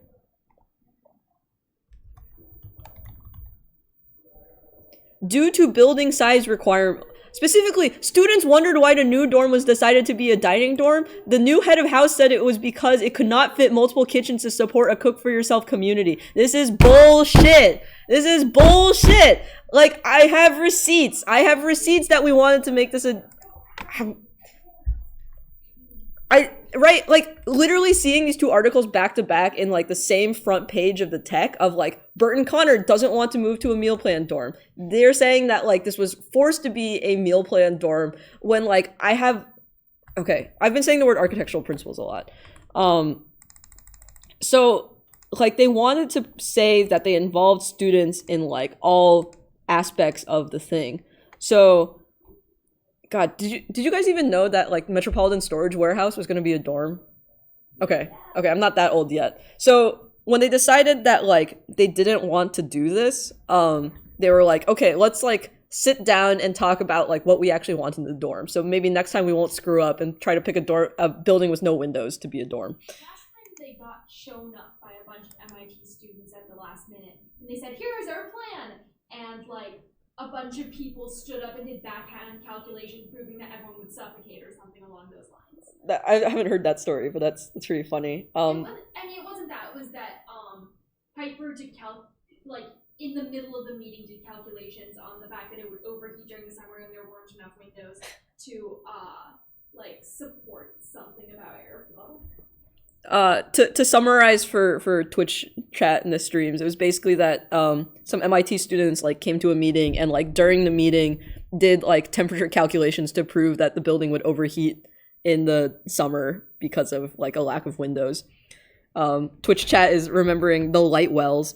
There were not enough windows in this thing, so they basically said we are going to have like the same way tenements used to have shafts. They were going to put like random glass in wells in the center of the building. But the other issue being that like the way they had it designed, there were rooms and lounges around it. So if you were not like in your room with the door shut, you could see straight across the hall. So for Twitch chat who's not paying it, who may not know this building, this is the building that we're talking about, Rage House. You can see there's not a lot of windows. This is clearly a warehouse. They were going to make this into a dorm. They decided not to, for many overheating reasons, and also like there's literally bars over these windows. One of the things I'm really pissed about this like whole coronavirus thing is that this building is just empty, and they're not having people like allowed to store their stuff in there. Like, it's literally just sitting there in a warehouse right next to campus. And like, yeah, during the summers, like when we moved out, we would use this place to store our stuff because it's a giant warehouse in the middle of campus. And then they closed it down because they were going to make a dorm out of it. They forced like people. Can I still see the Metropolitan Storage Warehouse website? Like it was like the saddest thing. Shutting down Rage House after 121 years. People were like, we've used you since the Great Depression to like store our stuff, and now we're like getting evicted from here. Permanently closed, right? And they didn't make a dorm out of it, and it's just empty. And they have dreams of stuffing the architecture department in there. They also had some really weird, sketchy ideas about how they were going to turn it into a dorm, if I remember correctly. Yeah, It was like they were going to have part of it be faculty housing. They were going to have like mini classes. Yeah, they were going to stuff everything in here. There was going to be like a maker space and like a bajillion other things in this dorm, or in this whatever, but like a student center 2.0 because everybody complains about the last one. Yeah, I don't know. It's literally empty. Like, this is literally a crisis situation where like having storage units would be useful, but like it's whatever. Okay. I don't even remember what we're talking about at this point. I never knew that it was ever open for MIT storage. Oh, it was like, this is the place that you went to. Like, I remember when they announced that like storage was going to be like canceled. And after they had already shut this down, like I immediately went to go buy storage at U-Haul because I knew there was going to be a run on all of the storage options. And there's not really any good storage options near campus right now. It's just at U-Haul and Central. Yeah. We dumped everything in Eric and Albert's. Yeah. God, I don't even remember what I was talking about at this point. Architectural principles. So, okay, I guess there's a transition point. Twitch chat. The Committee on the Library System now has the ability to authorize the Director of Libraries to cancel contracts with journal publishers. So like canceling, potentially like negotiating with Elsevier and canceling with them. So that's like a more positive but lesser known example of faculty and students working together on something that has a large impact. Because like, yeah, I would say that the library committees, which is also partially because like Chris Borg, the director of libraries, is like willing to listen to feedback and like take that into account. Is that like, yeah, the open access policy that MIT has is really good. And so definitely like that's a positive example of like working together on something. Okay, back to this, the architectural principles thing. So as you can see, this is on the Division of Student Life's website because like, you know, you only want to put good news on here and they're like, wow, like, look, like student involvement. The architectural principles synthesizes information from various sources to develop a roadmap for the design, construction, and programming of new undergraduate residence halls. And they like trumpet it out, blah, blah, blah. Another major topic is dining and how eating together is a central aspect of it. It offers principles for both dining and cook for yourself communities. It does not suggest which new residences would incorporate a dining hall because they wouldn't let us put that in there. That decision was outside the scope of our work. So like, okay, so here's the architectural principles thing. It's a 16-page report. Blah, blah, blah. Okay. Rooms and sizes. So we argued about this number a lot, and then at the last minute, they changed it of 30 to 40 singles. I think in my receipts, I have like a more specific discussion. Okay, originally we agreed that the dorm should have between 35 and 50 singles. However, after committee meetings had stopped, it was literally like the day that they sent it out, they were like, we changed it. I can probably pull up the emails if like, you guys don't need to see receipts. You guys believe me. Like I have receipts that like on the last minute, they were like, oh yeah, we sent it out and we've changed the numbers. And it was like, fine, whatever. But like in New Vassar, only 25% are singles. I think we also fought really hard about the freshman only housing because admins really want to have freshman only housing, and you can already see this in their proposed like 40 30 20 10 of like what they want the distribution of like students to be in here is, and it's like okay. This was a fun one to argue about like how much space do undergraduates really need. You know, state code is 80 square feet and they are given the minimum, you know, and like oh god. Eating and food. And originally when we were coming up with this, they were only thinking about dining hall dorms. So we fought really hard of like, we need to even just put principles in here for like cook for yourself dorms. So that's even an option for the future.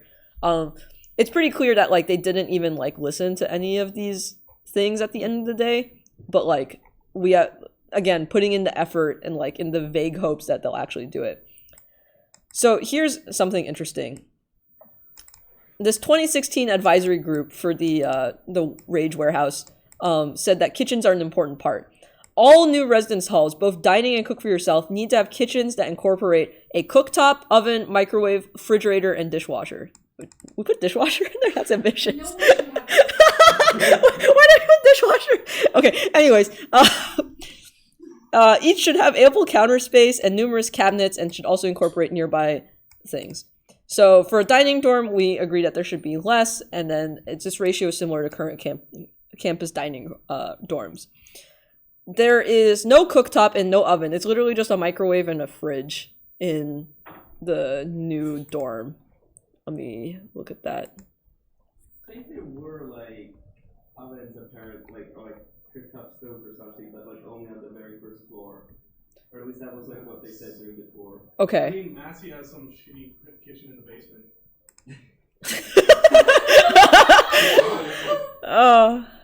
Oh my god. Also, why are they called Rage House? Is there a specific reason? Oh, sorry. Why ire proof.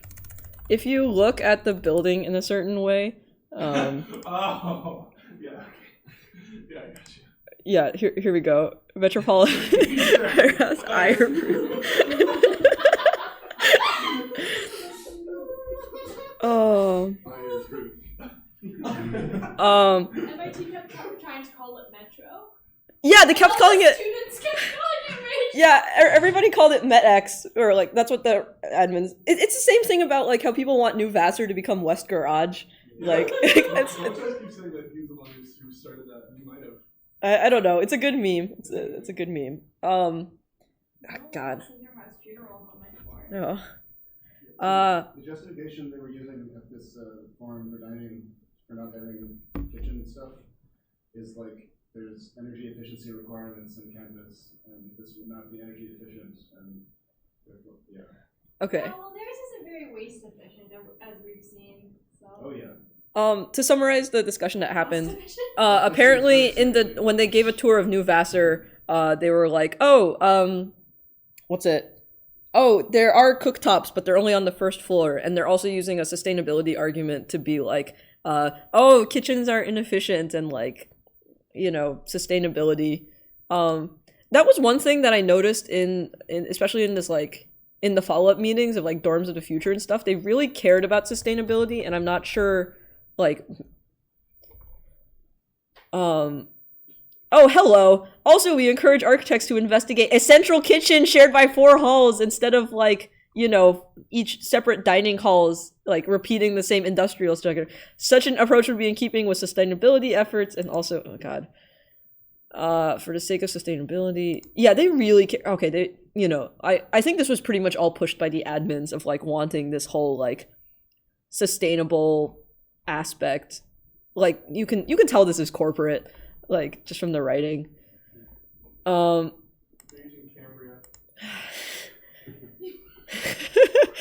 Cambria. Okay. Yeah, anyways. Yeah. So one thing funny was that when we met with the architects to talk about the architectural principles, they were like, "Wow, East Campus, so efficient!" Because it turns out having like hallways and just like stacking it up so that you have the plumbing all in one go and like the and like hearing just like the facilities people go like, "Ooh, wow, so efficient." I was like, wait, can we just copy that? Like what's keeping us? But oh my god, if you yeah, but like it was just like, wait, so we're not the only people who just really like I think East Campus was actually built with a lot of student input that they listened to.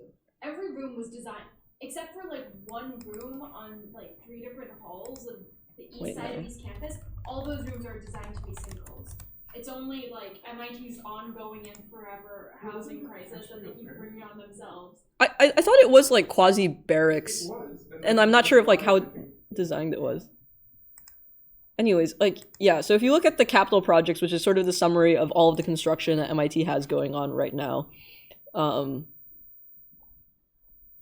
yeah, like, you know, look at these music building. What? Wait, what? What the hell is this? They're turning that parking lot into... People were pissed enough about losing the garage. Wait, what? What is this? Wait. What is this? I literally have never heard of this. That there's is moving forward thanks to a cornerstone gift, a longtime supporter of MIT in the arts. We're making an arts building because some rich donor wants there to be a music building, and they're like, okay, God. Are you gonna pay for all the Kendall parking too? Oh my God, I don't know. Oh my God. Okay, I just learned about that. Site 4. Okay. Anyways, yeah, capital projects. I guess I'll link this in the doc too. Oh my God. I don't know where to even put this. Where did I put the Matimco stuff?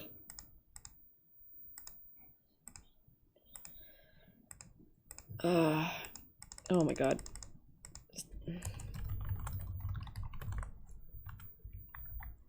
Okay. Yeah, I mean, like, knowing that, like, the actual people who work on facilities would be happy with an East Campus, and instead we get this, like, blue visionary... Anyways, this is... I mean, it's built, like, you can go see it, but it's just... God.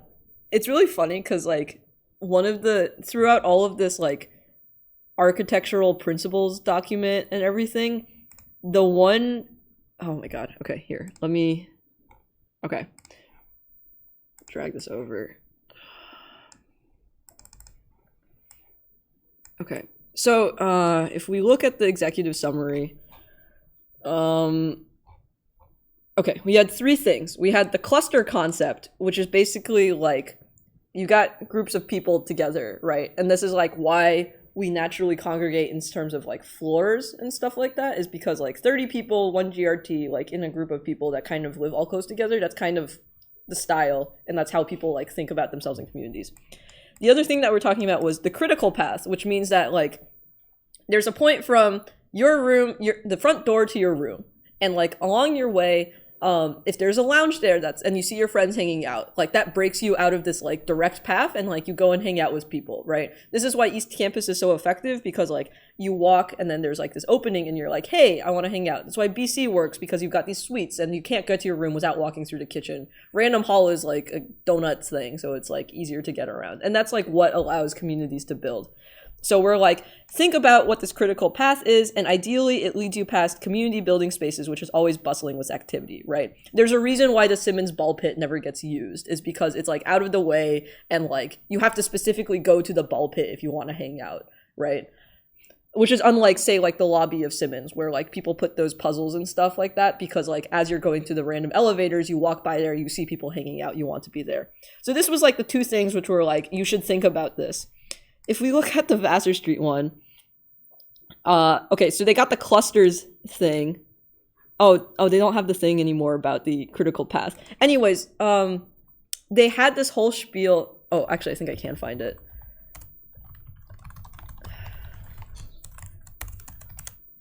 It was an MIT News article.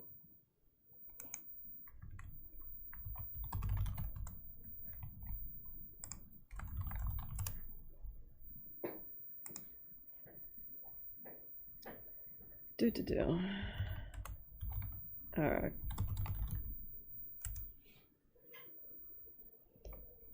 You know, like all of the things that people were like talking about just ended up becoming fancy design concepts. The building's main entrance will be centered in its first floor and marked by a soaring blue wall. This embellished eye is intended to draw the eye and invite social convergence. Inside, the blue color will continue to thread its way through the building, highlighting the paths people will use as they move around. The building's design is based in part of the critical paths students will take to reach their rooms within the clusters. All of my student government work is so that there will be a blue wall in New Vassar. I really don't know what to say. Like, this is, like, when I read this article about, like, what New Vassar is going to be like, I was like, oh, it is not even, like, the definition of what critical path is, because they're, like, assuming that the blue is going to, like, be the critical path and not, like, the one that, like, it's individual to each person. So I'm just like, yeah, this is why I'm salty. I think on Bornhart's website it said something like they're going to further unleash the potential of the Vassar corridor with this dorm. Yeah, so the unleash the potential is actually straight from the Capitals Project website. Oh yes, as noted by Chancellor Barnhart, further unlock the potential of the Vassar corridor. And like, it's really funny because you see this wording, which is all part of this like branding thing so we talked about campaign for a better world, but I also don't know if you guys have noticed like One World MIT being something that like keeps on getting pushed out. It is like 100% branding for the campaign for a better world, which is this One World MIT thing. This is like very sad. Yeah. My senior year, we wanted to get, you know, the condoms that they always have in the bathroom? Mm-hmm. We wanted to get ones that said One World MIT and put them around saying MIT fucks its students. So That's a lot. the answer was no, they don't make them custom.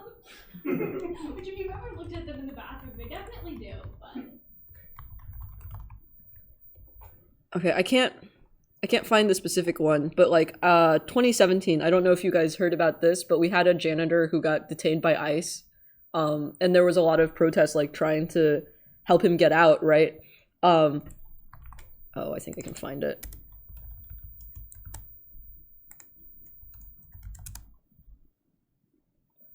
I hate this so much.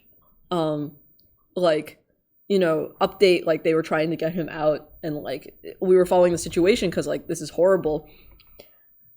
when I see how hard his colleagues in the facilities department were working to help him out and how many others from across MIT have been inspired to reach out, it makes me very proud to belong to the MIT community. This is what we mean when we say one MIT. Like, this is just branding for their, like, corporate, and you're, like, literally taking this, like, incident of, like, horrible, like, government, like, overreach and trying to turn it into, like, your branding campaign. It's, like, horrible. And, like, I have a feeling they're gonna do the same thing for the whole, like, COVID-19 thing of, like, all y'all are getting, like, homeless, right? And, like, I volunteered my house to, like, house undergrads, and, like, I have a feeling it's gonna be, like, look at how the MIT community is, like, bonding together to do this situation that could have been entirely prevented of, like, because forcing 6 people to live in a 3-bedroom is totally, like, very safe for, like, viral spread and stuff like that. But that's kind of sending people all over the country, like 2 people in my living room because they don't have anywhere else to go. Like, it's just.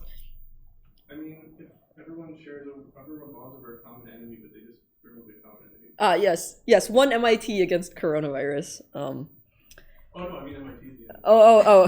One MIT student body against the corporation. Yeah. I think is what's going on. So it is MIT's fault.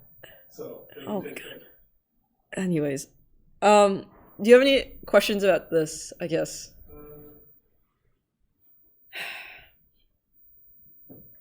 Okay, this got a lot of people upset on Twitch chat. Alright, why does admin want freshmen-only doors? Uncharitable answer, to kill student culture.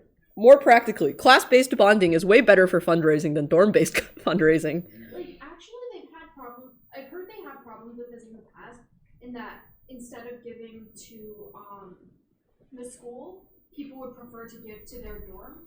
Yeah. So like, unrestricted donations is actually, if you're on the institute side, restricted donations are actually a problem for them to deal with.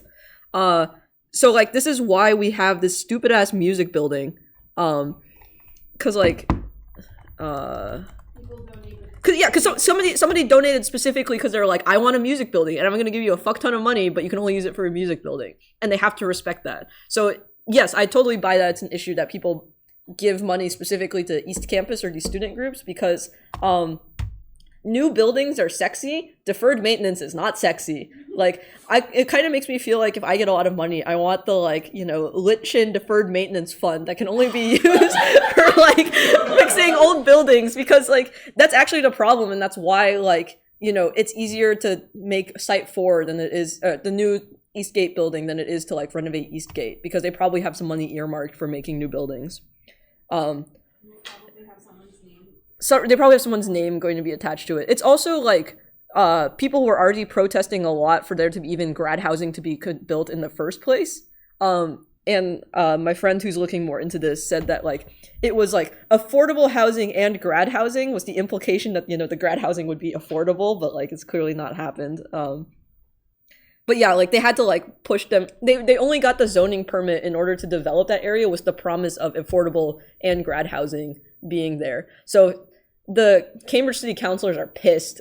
Like there are actually a couple at our Nada protest, like marching with us because like this puts dumping 6,000 undergraduates onto the Cambridge housing market also causes a lot of stress for like the Cambridge City councilors. So yeah, so if students are more loyal to their class than to their dorm, it's way easier to organize large fundraising events. Also, we got to be like our peer institutions, which was the main argument in the smoking meetings. Simmons has a huge IEP problem because there's no dining, but also not enough kitchens during IEP, and New Vassar is going to have the same issue. Yeah, it's unclear why there's no dining over IEP, but there's still enough people to overload the kitchens because the kitchens only have 2 stovetops plus no ovens and are scattered irregularly around the building. So this is like why we were advocating for this in the architectural principles. How much do students interface directly with people like facilities, Night Watch, etc.? As of 2015, the people I spoke to in Night Watch were pretty unhappy with the general DSL/admin bullshit. So this I actually know about. MIT used to have normal night watches, and and at some point they also had like normal Allied Barton. If you were in Allied Barton, you worked in one dorm. They started rotations because they thought that Allied Barton and night watches were getting too acquainted with the students. And so they didn't like that they would like talk to you. There was one guy at East Campus who is still around like once a month Which because dude? he wrote like Alvaro? how? Alvaro? Yes, him. Yeah, he's great. Yeah, Yeah, but how? he was He's in yeah, he's incredible. But he was basically more or less taken out by MIT saying, you know, you stand up for the kids. Yeah, he's too nice. I've heard about Big Jimmy. He's on the Fifth East website. There was a huge mural of him in this lovely CMS. Yeah. I saw that now. So what people were talking about kind of in the room was like Night Watch and security. Security actually used to be whatchamacallit, student run in some dorms. So this is actually where I got my start into like caring about all this stuff. I have this big rant about, again, more task force and it's gone. Great. You know, big task force and security stuff, and then like I protested, and then I don't know. Anyways, you know, protesting and stuff like that. So security is kind of near and dear to my heart. Big Jimmy is probably the most famous like Night Watch person, became like enough of a friend to like the undergrads that like, you know, there's some like maybe it's dicey about like how close he got to the students, but it was like clearly like pretty beloved like at Steer Roast and stuff like that. And Scholarship fund in this. yes, exactly. Yeah. So the Big Jimmy Memorial Fund is what the Humans of the East Side calendar funds, and also like gift to support undergraduate scholarships for senior house and East Campus residents, the beloved Night Watchmen. So as part of just like a general trend of like subcontracting out to workers, so like Bon Appetit and all the dining hall workers are subcontracted out, so they don't get the same benefits as like regular MIT employees do of free transit and stuff like that. And so there's a lot of part of also like getting rid of Night Watch or like putting them on rotation to be less familiar with the students is specifically so that like it kind of depersonalizes them and also like makes it easier to subcontract them out in the future. Night Watch is still MIT employees, same with facilities, but like there's no it's cheaper for the institute for that to be contracted out. So if you're talking about building solidarity between different communities, like definitely staff is like very interested in all of these things, you know, and like going across that boundary. People talking about fucking in the ball pit. How is MIT justifying not giving you enough kitchens to feed yourself and then not giving you dining? Why do they have to keep creating your own problems? Wow, this is getting a lot of... Support local businesses. Go to your local Chipotles. It's cheaper. Yeah, so actually, this is really cool. I sent this to Susie Nelson because I was like, this is the most amazing thesis that I've ever seen. But it's literally a thesis on taking research from like gentrification stuff and applying it to here. And the author was like, I literally gave people like classic quotes that are like from people being displaced from the West End to this is the East Side posts, and people could not tell the difference between the two after I stripped location off. And it's really good. And like, if you are at all an undergraduate, like please push on these points because they're so good. Specifically, like there are 18 recommendations. Holy shit.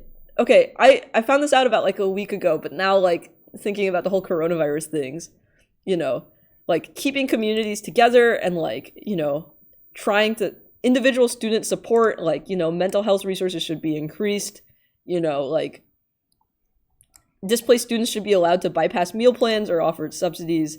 Like there should be a staff member dedicated to like students who are struggling financially, like, and then this whole section about like improving trust, like, is really, really good. And so like, God, I don't even know, someone, when I was like, I don't know if the tech or student government's still running, like I got some emails from people being like, the tech is pretty good at running things remotely and student government is still running, although we're kind of focusing on this situation right now, not everything else. But like, I really want these points to get pushed because it's part of like an 80-page thesis. Stuff is really well researched. There's even the Chipotle test of like look, like people already joke that like the Chipotle test like is not what is just something that you can do for it, and like it's really good. All right. Fun fact, all of the on-campus sororities are required to be on meal plans even though they don't have dining halls in their buildings. By the way, restricted donations under your name still count as alumni donations, which still affect college rankings and stuff. This is part of the reason why MIT fundraises less than 10-year alums so hard, is because it's not because we have lots of money, but it's because it affects the rankings. The other reason that they advocate so hard for that less than 10 group is because statistically, if you donate when you're young, like early, you're more likely to donate like for the rest of your life, and so they're trying to like encourage that behavior. Is there concrete evidence for classes of 20XX events / Facebook pages being directly linked to admin stuff? Admissions officers moderate those groups, except for the 2017s because we were trash fired, moderated ourselves. Yeah, I mean, so anybody who thinks that admissions has any power in this, like, you can see they weren't even on the org chart at all. Like, I think where they fall is under Dean of Student Life, UAAP?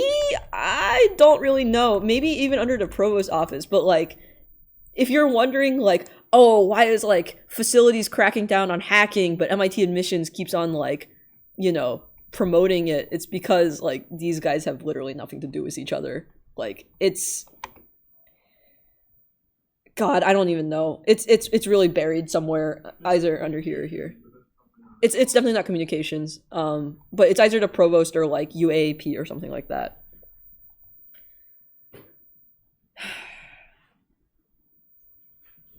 Oh, people are talking about cool Night Watch people, and they also started rotating him around. All right. Great. Are there any other questions? Nightwatch is also not happy about it. That's what, yeah, Nightwatch not being happy is like, it's like why you guys, like, we've talked, yeah, this is a big shadowy corporation thing. Oh my God, not you. This is a big shadowy corporation thing, but like, you know, it turns out like there's a lot more of us and there's a lot of dissatisfied people here. Undergrads don't really talk with grad students and don't talk with staff. But even at like the MIT Epstein apology tour that Rife was doing, staff said like the institute values in descending order, it's faculty, it's students, it's furniture, and then it's staff. And like that's really true. And like the more that you can like connect with other people like across just the student life, because again, like there's so much more that this institute covers than just the student life portion. Being aware of like how they consistently screw you over in the student life side, as well as like screw everybody else in like the contracting, subcontracting stuff. Like, yeah.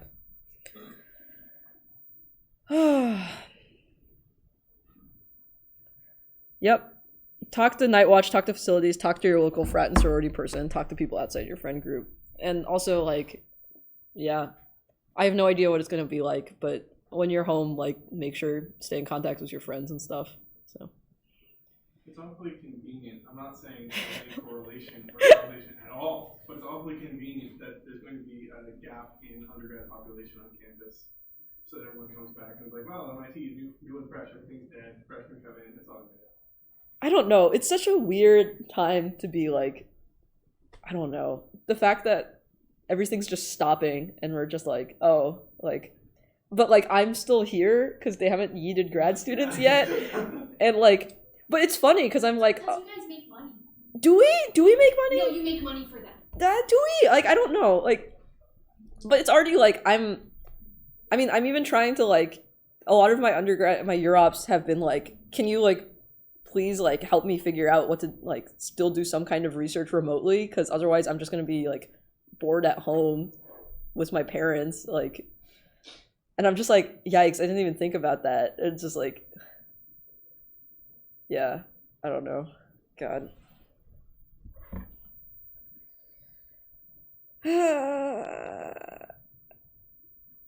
Okay, great. Someone shared the thesis with their friend on the tech, and he'll look at it eventually. Honestly, just like read the last like 5 pages with the 18 recommendations is all you need. Doesn't Bon Appetit like primarily hire former convicts? I mean, I wouldn't be surprised, right? Because it's like all of these subcontracting and like temp agencies are super exploitive. So I don't know. I'm sorry. I don't have a good note to end on. Thank you for sitting here for 2 hours and listening to me rant. Yeah. All right.